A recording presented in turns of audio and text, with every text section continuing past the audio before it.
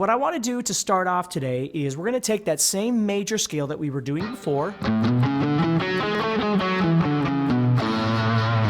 But what I'm going to do to start off is I'm going to actually change my fingering on this and where those notes are, and I'm going to show you why in just a second.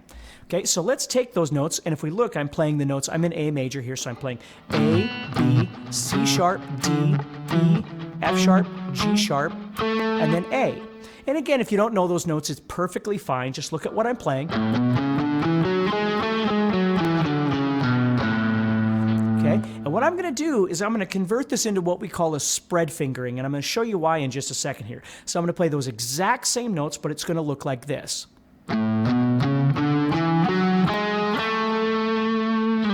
So I'm playing 5, 7, 9, 5, 7, 9, and then over here I'm playing the 6th fret and then the 7th fret. Now, why would we play it that way? And you're going to notice I'm using my first, my middle, and my pinky. Some people like to use their first, third, and pinky, and that's okay too. The reason is, there's a number of different reasons that this can be beneficial. Number one, you can see that there's some symmetry happening with that shape. When we play over here, you know, we're using two notes on a string and then 3 notes on some strings and different fingerings and things like that.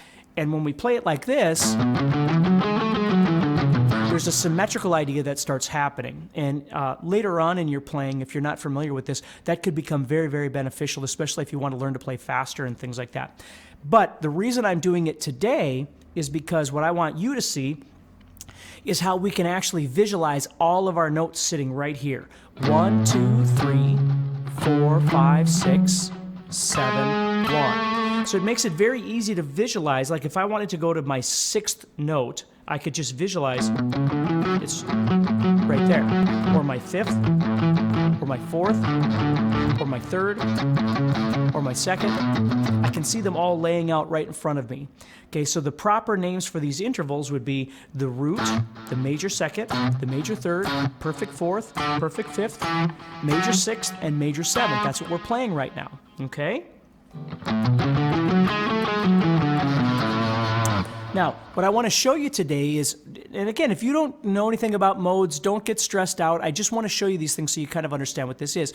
So right now we're looking at the major side of things. So there's 2 other modes that are important to know. They are Lydian and Mixolydian, and there's a whole lot of kind of theory behind modes and how they work and that sort of thing that we're not going to have time to get into today, but I do want to show you how they work. So the difference between, for instance, let's just take Lydian as an example. The difference between the major, do, re, mi, fa, sol, la, ti, do, or in modal terms we call it the Ionian mode. So think of major, do, re, mi, fa, sol, la, ti, do, and Ionian as being the same thing. Okay, they're 2 different names for the same thing.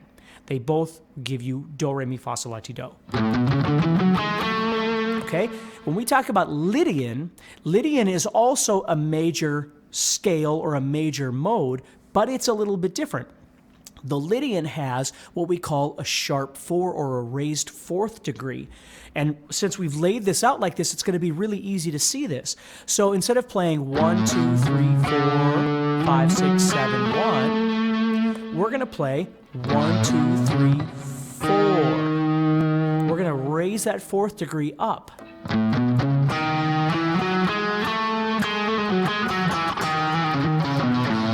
And that's how we get the sound of Lydian. And you can see it sounds quite a bit different with just that one note being different.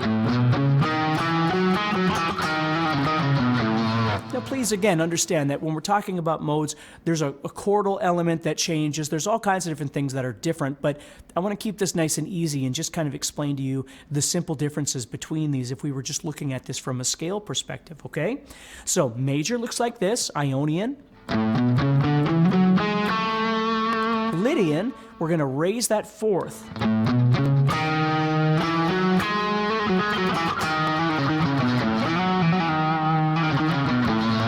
The next thing we're going to do is we're going to take that same major scale again, not Lydian, we're going to take major, Ionian, do, re, mi, fa, sol, la, ti, do, and we're going to make Mixolydian.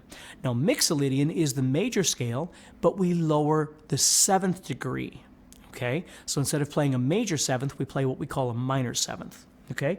But if we look at it from our scale right here, our shape that we're playing, I'm simply going to take the 7th degree and I'm going to lower it down, okay? I'm going to play it right there. So instead of playing this note right here, G sharp, we're going to play the note G.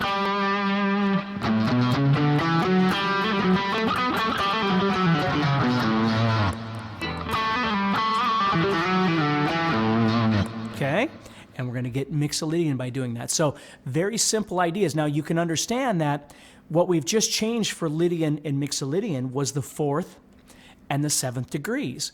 If you remember when we were talking on Wednesday, I had mentioned how pentatonic removes the 4th and 7th degrees and we're left with pentatonic. And now you can kind of understand a bit more why that's beneficial.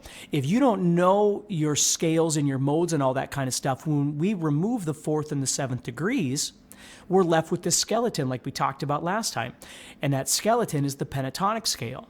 Okay, so we don't have these notes that are conflicting. You know, do we play the 4th or the raised 4th or the major 7th or the minor 7th to get these different sounds? If we're playing pentatonic, we don't have to worry about any of those things.